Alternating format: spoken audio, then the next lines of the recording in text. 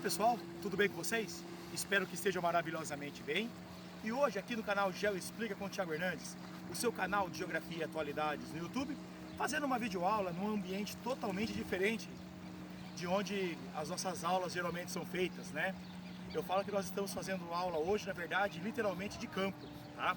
E hoje aqui no chamado Porto Camargo, distrito de Icaraíma, noroeste do Paraná, bem às margens do Rio Paraná, como vocês podem ver aqui ao fundo, tá?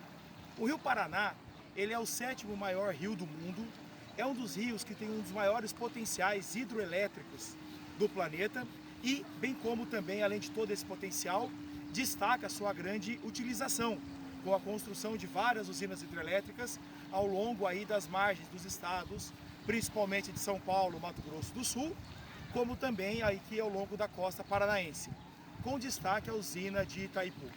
A palavra Paraná é uma palavra de origem indígena que significa água grande, rio grande, certo? Grande volume de água, certo?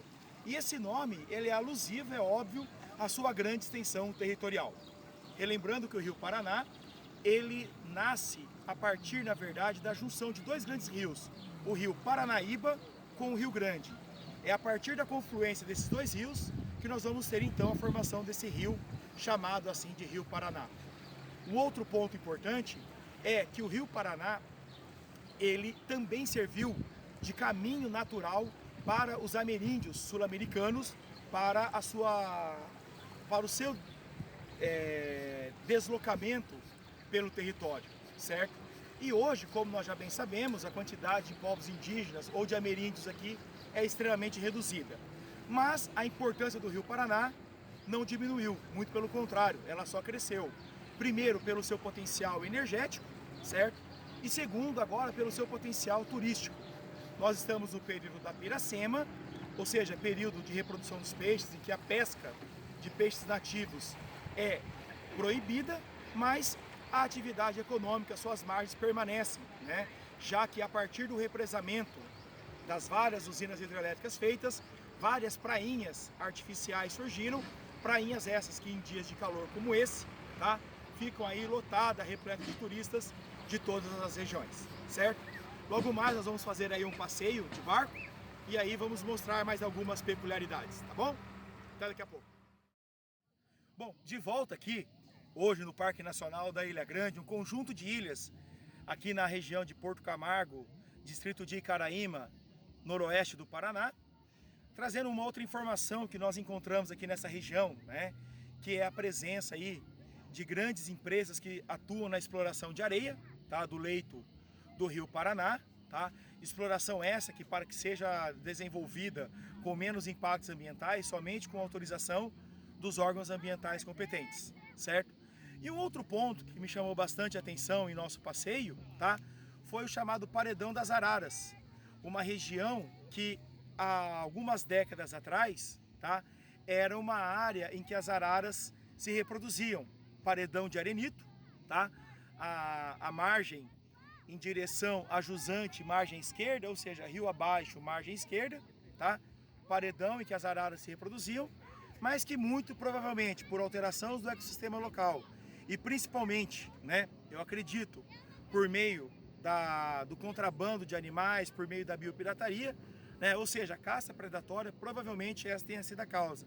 Porque hoje, do paredão das araras, restam apenas o paredão, resta apenas o paredão. As araras, infelizmente, já são memória, tá certo? Até daqui a pouco. Pessoal, um outro aspecto bastante interessante dessa região que nós estamos, tá? Como vocês estão vendo ali ao fundo, tá? É a ponte que faz aí a interconexão entre os estados do Paraná com o estado do Mato Grosso do Sul, tá? Nesse caso, o acesso Icaraíma a Naviraí, uma importante via de circulação, tá? Principalmente da movimentação aí do agronegócio. E um outro aspecto é que bem nessa região que nós estamos, tá? É o chamado Parque Nacional da Ilha Grande, tá? Uma região de enorme importância ecológica, certo? Principalmente por ser aí o habitat, o refúgio de muitas espécies da fauna e da flora local, certo? Um outro item a ser destacado também é que nessa região é uma das poucas áreas em que o Rio Paraná ele se desloca, ele corre, entre aspas, né, sem o efeito das hidrelétricas, tá? Nós podemos dizer que esse é um ecossistema remanescente único, né, do que um dia foi todo o Rio Paraná, beleza? Daqui a pouco já voltamos. Então, gente, e agora aqui, para a gente ter uma noção de localização, né, de onde exatamente nós estamos, se pegarmos aqui nesse quadrante norte, tá, aí a centenas de quilômetros rio acima, nós vamos chegar ali na usina Ministro Sérgio Mota, ou então chamada usina de Porto Primavera, lá no estado de São Paulo, tá? E depois, no quadrante sul, também aqui algumas centenas de quilômetros, nós vamos chegar na usina binacional de Itaipu. Então esses são dois exemplos do quanto que esse rio ele é estratégico na geopolítica brasileira, seja em relação às questões fronteiriças, seja em relação às questões energéticas e principalmente às questões políticas. Não podemos deixar de esquecer jamais que ao longo do Rio Paraná e em seus afluentes, até chegar à usina de Itaipu, vários grandes reservatórios de água para fins de geração de energia foram feitos e existem. E que no caso de algum acidente, ou até mesmo no caso de uma guerra, tá, envolvendo, por um exemplo, Brasil e Argentina, a gente pode literalmente jogar Buenos Aires no meio do Oceano Atlântico e inundar boa parte do Paraguai e boa parte da Argentina. Por isso que quando foi feita a construção da usina binacional de Itaipu, tá, o governo argentino ele teve muito receio, tá, e tentou dificultar esse processo, sabendo desse trunfo geopolítico. E do lado brasileiro e do lado paraguaio, apesar de ser uma usina binacional, as negociações para a construção demoraram quase 10 anos, porque tanto o Brasil quanto o Paraguai, países que apresentam aí uma enorme rivalidade geopolítica, certo? Não podemos esquecer da Guerra do Paraguai, tudo bem? Então, até daqui a pouco. Gente, como vocês podem observar, tá? O Rio Paraná, esse ano aí que nós estamos atravessando aqui na bacia do Paraná, chamada Bacia Sedimentar do Paraná, né? Um período de estiagem aí bastante intenso. Dê uma olhada o tamanho desse banco de areia aqui, tá? E como você pode ver lá no horizonte, está uma areia mais clara, que é uma região que secou há mais tempo, certo? Ó, região que secou há mais tempo. E aqui nessa parte escura, ó, é uma região em que a areia está mais úmida e com mais sedimentos, né? Que é uma região em que o rio secou há menos tempo, em que ele baixou há menos tempo, certo? Então percebam vocês aqui a diversidade, o quanto que esse ecossistema, esse processo de cheia e vazão natural, tá, se desenvolve aqui na bacia do Rio Paraná.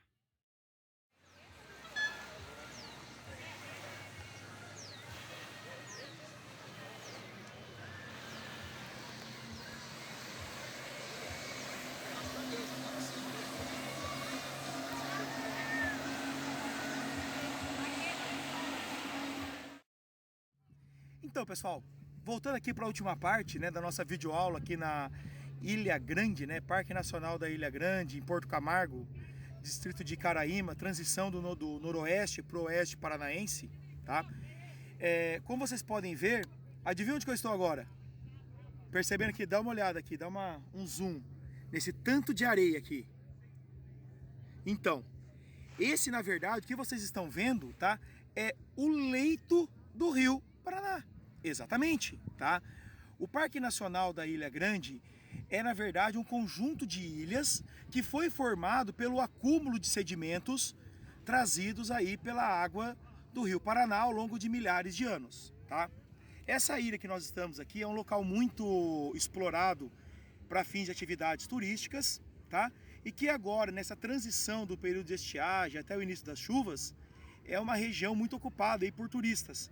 Mas que depois, no auge das chuvas, quando o rio atinge o seu nível máximo, toda essa área que nós estamos aqui fica submersa. Exatamente, então nós estamos no leito do Rio Paraná, tá? Na chamada área alagável do rio, tudo bem? Outra coisa a ser destacada aqui nessa região, tá? que aí um aspecto que merece uma atenção especial é a necessidade de uma maior e melhor fiscalização, tá? Nós vemos muitas pessoas andando com embarcações, né? Lanchas, ou teco-teco, que eles chamam também aqui, jet ski, em áreas próximas às pessoas, onde elas nadam. Então poderia ter uma sinalização melhor, poderia ter uma fiscalização melhor. Muitas pessoas dirigindo essas embarcações com bebida alcoólica, que eu vi aqui também, sem o cinto, sem o colete salva-vidas, né? Condições essas que são aí obrigatórias a serem seguidas pela própria Capitania dos Portos, né? Então fica aí o alerta às autoridades. Um outro ponto que pode ser melhorado, tá, são as sinalizações de acesso a essa região, tá? E nisso a gente vê o quanto que o Brasil perde em potencial turístico, uma região fantástica, uma região de beleza natural ímpar, que poderia ser muito explorada pelo turismo, mas que por problemas de infraestrutura acaba não sendo tão explorada, tão utilizada como poderia, tá? Destaca também a quase inexistência de lixeiras para que as pessoas depositem os seus lixos, né, os seus rejeitos. Então, muita gente fazendo churrasco, por enquanto a maioria não vi nada esparramado no chão, o que é bom, mas se tivessem mais lixeiras seria melhor ainda, tá bom? Então, essas eram as observações, tá? Os pontos aqui, e recomendo, venham conhecer, é um lugar muito bonito, e até uma próxima, gente. Super beijos. Geo Explica com o Thiago Hernandes, o seu canal de geografia e atualidades no YouTube. Até uma próxima.